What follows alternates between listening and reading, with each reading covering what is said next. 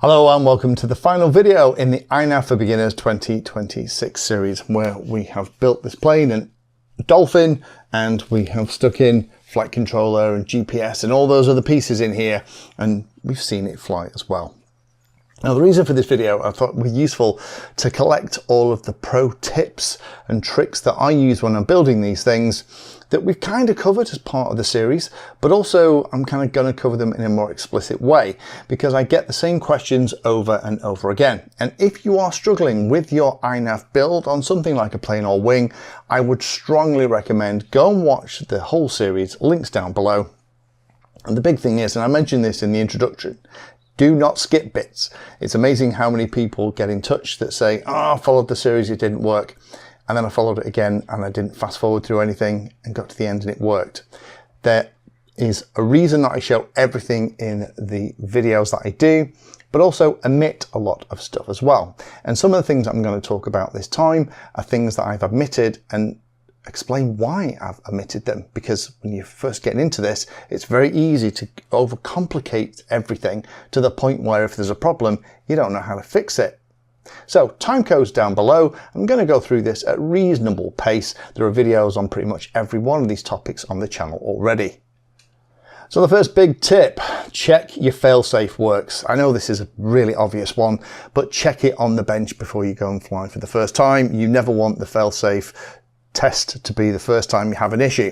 Now, you can set the failsafe in INAV to be returned to home. I'll talk a lot more about this in a moment, but I would make sure that on the bench that when the radio is powered off and you connect to it via the USB cable, the little parachute at the top underneath where it shows the battery voltage is showing as a little red parachute. Now, the cool thing is if you're using a modern digital protocol like S-Bus or CRSF to talk from the receiver to the flight controller, as soon as a connection is lost to the radio, that loss is going to be reported to the flight controller, and the flight controller is going to take whatever appropriate action you've told it.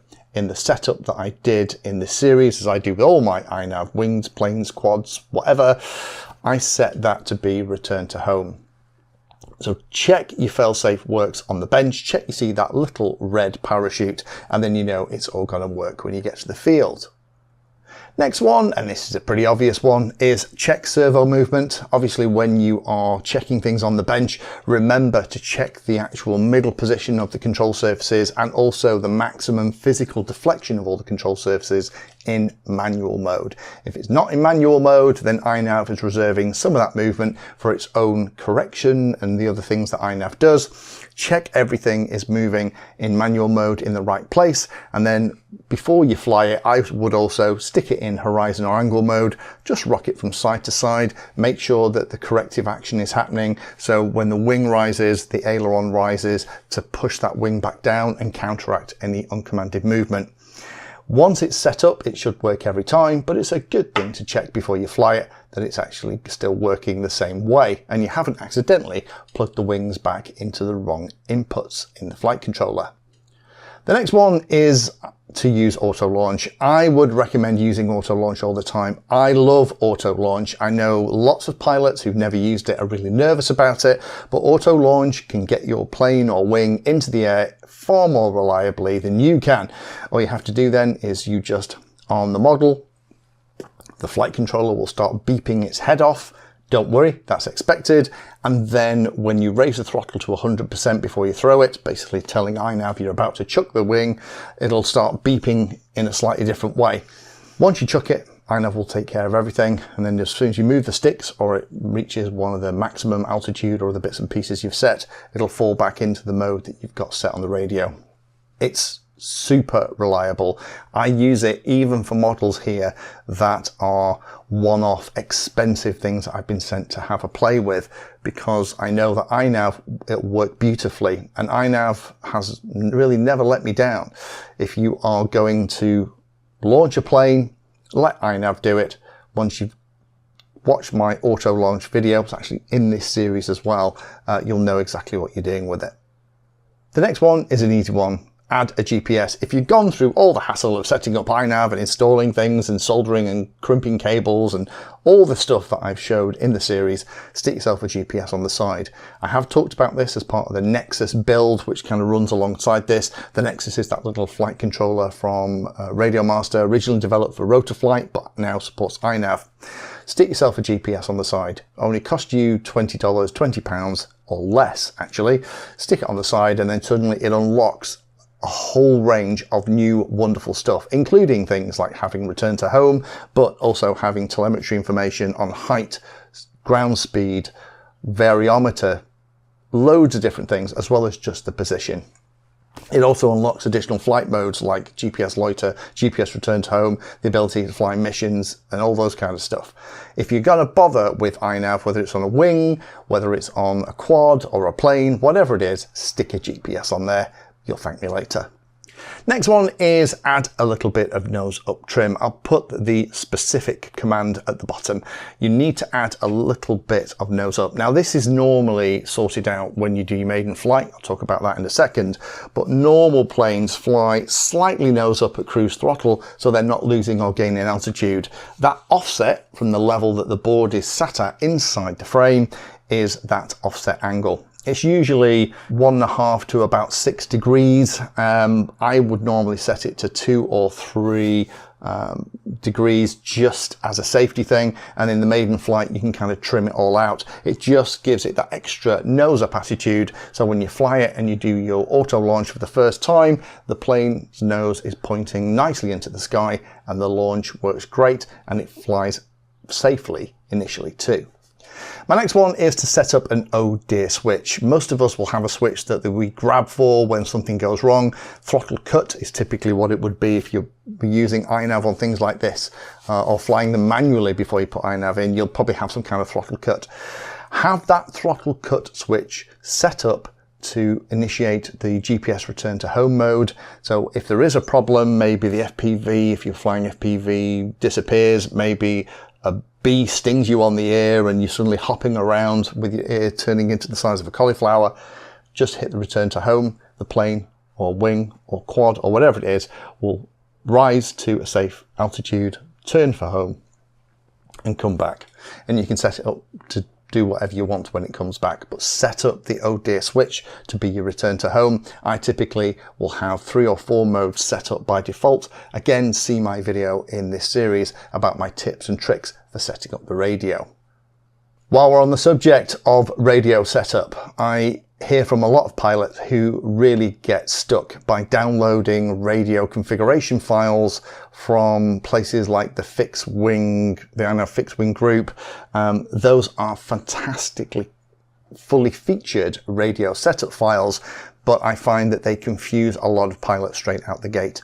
I would recommend follow the advice in the series. Just set yourself up with an arming switch, set yourself up with a 3 flight modes switch, auto trim, auto tune, and maybe set up your oh dear switch as well. Standard stuff. All this thing about changing PIDs and all these extra things, in my experience, just cause people to become really confused. So start simple, get it flying, and then start to explore some of the more advanced radio setups that you'll bump into on the internet. The next one is to just quickly mention that INAV, as soon as you power it up and the flight controller is initialized, is alive on the bench. Unless you are in manual mode, and we've talked a little bit about that already, as soon as you move the plane, INAV is expecting to try and correct that uncommanded movement. It's acting as a stabilizer. Now that means that sometimes you can get some weird behavior on the table depending on the flight mode you're in. Sometimes the control surfaces will kind of move in a weird way. Sometimes they'll snap in one extreme direction. You'll find that if you're trying to initiate things like weird modes, the servos will move in a weird way. Don't worry about it. If you are testing this stuff on the bench, so long as you have followed all the steps that I've shown in my INAV for Beginners series, you'll get to the end and it will work.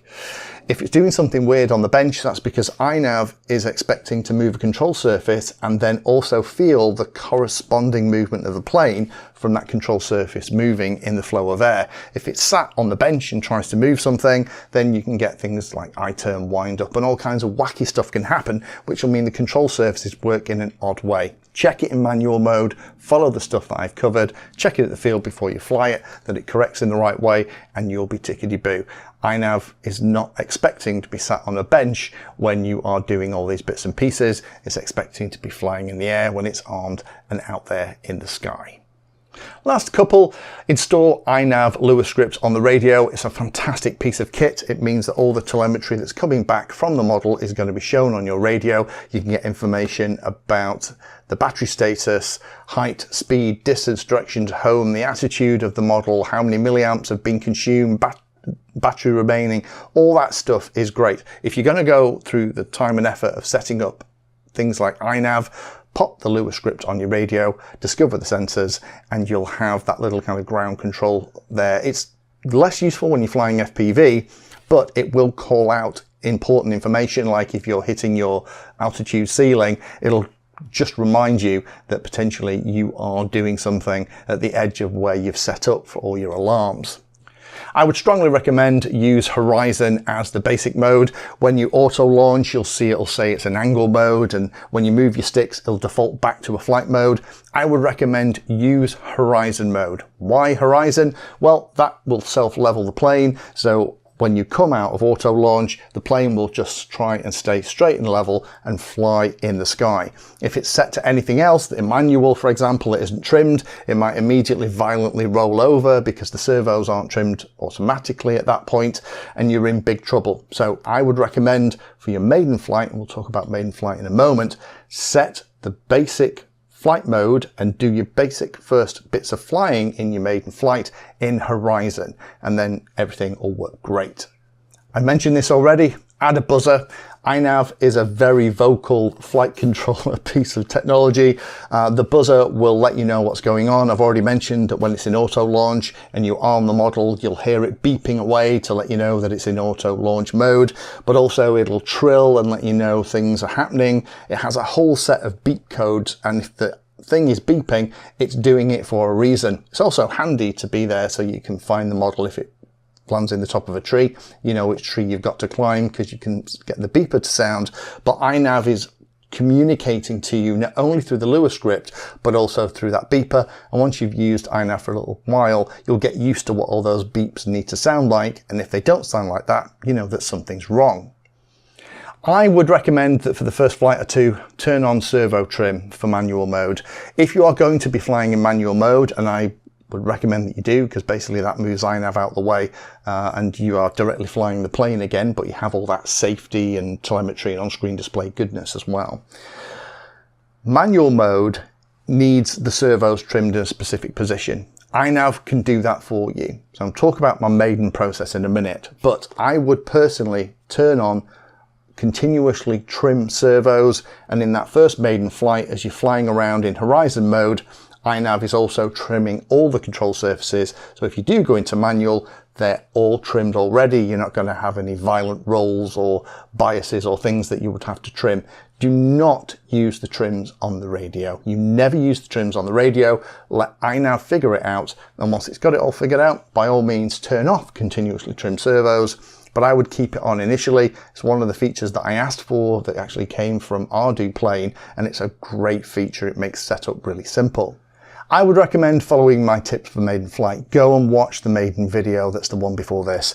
I have a very specific setup that I use. I'm going to use auto launch to get it into the air. I'm going to default back into Horizon mode. I'm going to fly in straight and level, make sure everything seems okay. Then I'm going to use auto trim to adjust that nose up attitude so it's flying straight and level and not losing or gaining altitude at cruise throttle. I'm going to fly around like that for a little bit. The servos are going to be trimmed by the continuously trimmed servo stuff.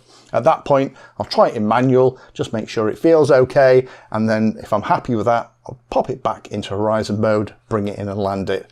Don't try and boil the ocean on your first maiden flight. It's a maiden flight, but by doing that, it's going to fix the trim offset for the nose, the amount it needs to be up to maintain its altitude, and it's also going to trim your servos for manual flight too. And once you've got those couple of things done, that's enough for the first time. Then you can, in the second and third flight, think about doing things like auto tuning and other stuff too. So there you have it, a quick whistle-stop tour of my pro tips if you are going to build an INAV wing or plane. Lots of things we've talked about, again, are kind of implicit in the videos that I've done. Some of them we haven't really talked about because they're things that I don't show for a very specific reason, but I know that people bump into those specific issues. So best of luck with your build. If you have any comments or questions, do pop them down below. And if you are going to try INAV, happy flying. Thank you for watching my video. Check out the playlist, and adding Pedantry 360 to your search terms will help you find my content. If you haven't done so already, please hit the like and subscribe button. It helps a lot. You can support the time I spend here answering questions and helping others by using the links in the video description.